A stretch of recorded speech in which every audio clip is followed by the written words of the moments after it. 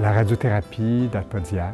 La radiothérapie existe depuis une centaine d'années, donc ça fait une centaine d'années que l'on sait que les patients qui ont des cancers en général, mais en particulier les cancers du poumon, peuvent être améliorés par la radiothérapie.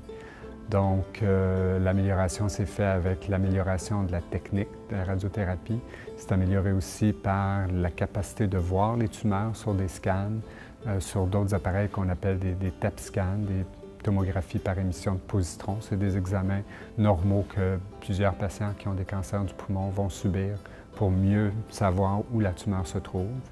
Souvent, on va faire des biopsies, on va faire d'autres examens complémentaires qui vont nous permettre de mieux savoir où la tumeur se trouve pour personnaliser le traitement, pour faire un traitement qui est vraiment individuel à chaque patient, donc qui va souvent impliquer de la chirurgie, qui peut aussi souvent impliquer la radiothérapie, puis qui peut aussi impliquer des traitements médicaux comme la chimiothérapie ou de l'immunothérapie.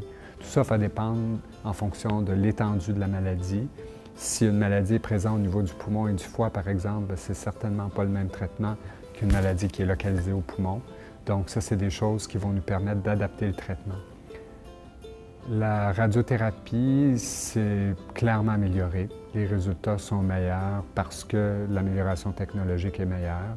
En particulier, l'amélioration du type d'appareil qu'on utilise va nous permettre de faire des traitements qui sont ciblés un peu mieux, qui vont éviter que les tissus normaux soient affectés. Donc, moins d'effets au niveau des poumons, moins d'effets au niveau du cœur qu'on ne veut pas traiter en général, ni au niveau de l'œsophage, là où on avait des problèmes de brûlure de l'œsophage avec la difficulté à se nourrir après les traitements. Donc ça diminue de façon importante avec les nouveaux traitements.